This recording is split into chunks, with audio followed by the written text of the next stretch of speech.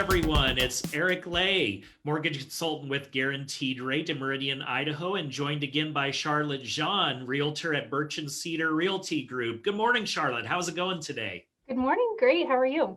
Good. Hey, coming to you with our kind of semi-monthly update, although she and I have had schedules that have just been diverging here. So it's been a while since we've got together to talk, but we're committed to bringing you a market update at least once per month on just what's happening in our local area. So Charlotte and I are both real estate professionals in the Boise, Idaho market. And Charlotte, I don't know another way to say it except this place is on fire right now, and not in a bad way, but like this housing market is on fire. What are you seeing right now on the front lines? Well, it's definitely crazy. I mean, we have consistently low inventory year over year. It's down like in the 70% range as far as compared to last year. Right now, we have about 500 properties on the market in Ada County.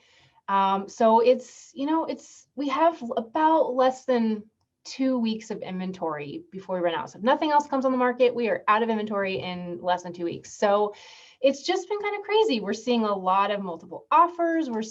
I heard someone tell me that there was, this is crazy, but there was a home that had a cash offer and it went for $120,000 over asking, which to me is insane. And we're seeing a lot of people that are willing to bypass inspections and appraisals, and that's very dangerous. I don't necessarily recommend that for my clients. So we're seeing a lot of crazy stuff happening. Inventory is super low. The buyer demand is really high. Normally, right now, we have a slowdown as we go into winter, and we're not seeing that at all. So it's kind of crazy, like you said.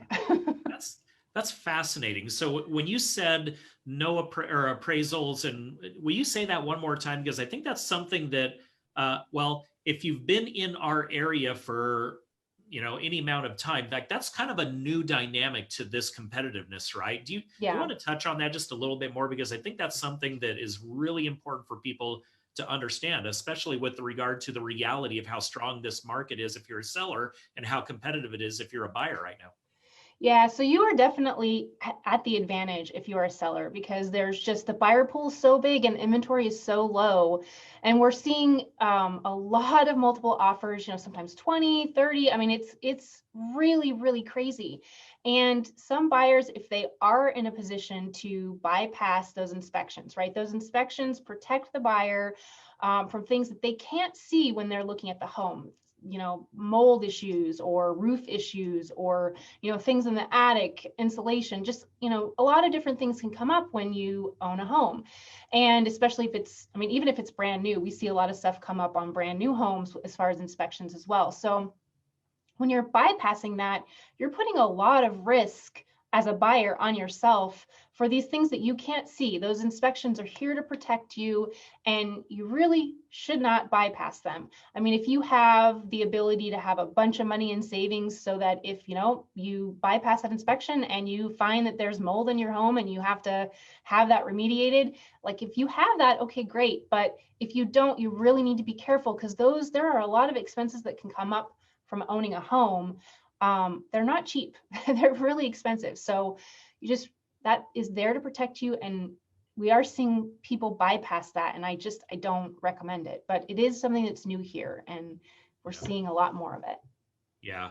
And I've had, some experience with my buyers coming and asking me what that means. I'm like, well, I don't know. I'm not the real estate professional, but here's what I think we need to ask those questions of your agent. Make sure we understand that because it does feel like it's potentially setting them up to get into trouble, right? So it's Yeah. just an interesting dynamic that the supply demand imbalance here in Boise has created this much competition that's one of the only ways that you can, quite frankly, win an offer, right? When there's 30 Yeah. others competing for the same house sometimes. So Yeah. yeah. Yeah. It's pretty crazy. If you were to say what this is going to look like going forward, and I know we can't predict the future, but with these drastically low inventory levels that we're currently seeing in our market, do you see any end in sight right now, or is this going to be here for a while? Because I've said this in previous videos we did. I've worked for so many inbound relocation clients, namely Washington and California, but I like to joke, and it's not a joke, but the best way to say it is people are moving to Idaho from everywhere for all the reasons. I Yeah, mean, for all the reasons. politics aside, right? That's part of it for sure. But there's Yeah. people moving here from everywhere for all the reasons. So as you were to look down the line, I know it's hard to do, but what do you see the market looking like a year from now, even 2 years from now? What are your thoughts on that?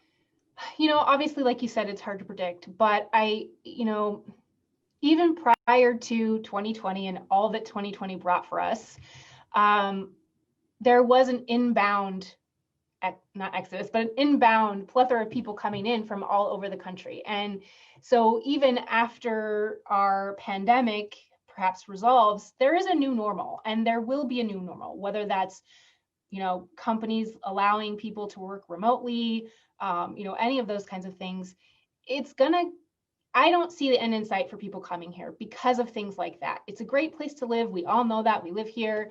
There's a lot to offer. And if you have the ability to work from home, why wouldn't you want to live somewhere where you can enjoy everything that the surroundings offer, right? So I don't really foresee a slowdown in people coming in, especially because we continue to show up on top 10 lists all the time.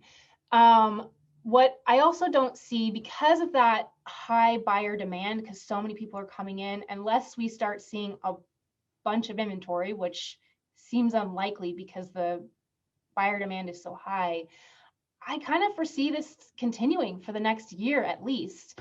I guess it kind of depends on, what happens with COVID and all that stuff. But if things kind of remain as they are right now, I don't really see a slowdown.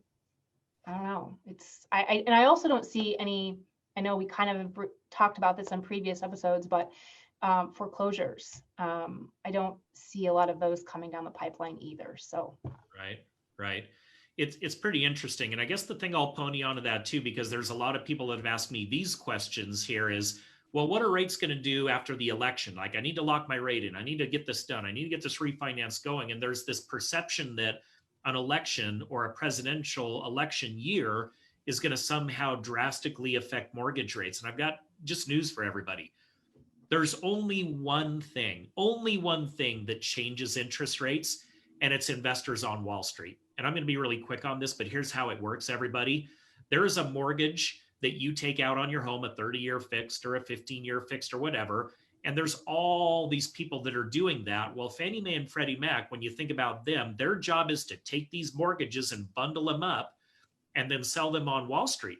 So investors on Wall Street and that demand or that lack of demand is what drives rates. If there's more demand for those instruments as an investment, rates are going to go lower because there's strong demand. So investors then, because they're piling into those, they don't have to pay as high of an interest rate.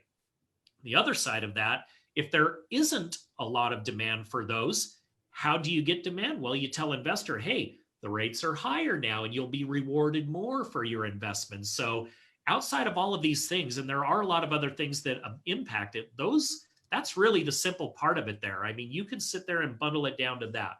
So where will that demand go? And I can't predict either. Who knows? But right now, there's really strong demand for that. And we have this big buyer called the Federal Reserve that's continuing to buy mortgages and support the housing market that way. So the one thing that I'm keeping an eye on is inflation. If we get into a period of rising prices, that is going to negatively impact rates. We're just not seeing that happening right now. So time will tell as we go forward on where that's going to go. But right now, I just don't see a lot of evidence that would support higher interest rates, at least in the near term. So that's strong for housing as well. Yeah. So it's just like I said before, I don't foresee a lot of change in our housing market. I mean, we are seeing too high of demand. I mean, if you're a buyer in this market, you know exactly how hard it is. You're multiple offers in the 20s, right? You're competing against. So it's tough right now. It's really tough. And if you're a seller, man, you kind of have it made, but it's still a challenge to go through multiple offers and decide which one's the right one and then to figure out what you're going to do. So it's definitely crazy. Right. Well, and the thing that Charlotte and we talk about this all the time, but we make sure that all of the viewers realize this.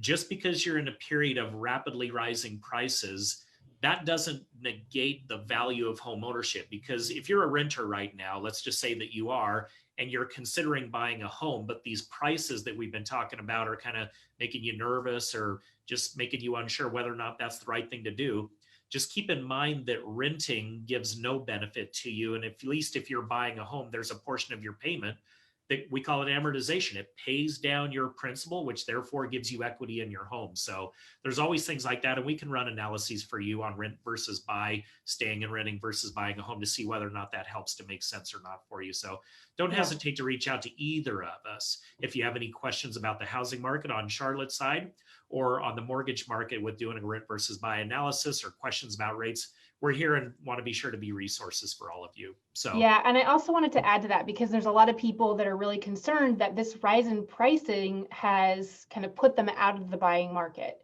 And I have a video that I did. It's on my YouTube channel. I'll link it in the comments a little bit later so you can check it out. It's the example I give is it's $82 difference a month, you know, from a year ago. So now, why that $82 might be a big difference when you think about a $60,000 change in pricing, you know, making people really afraid that they can't afford it. $60,000 is huge, but maybe you really can.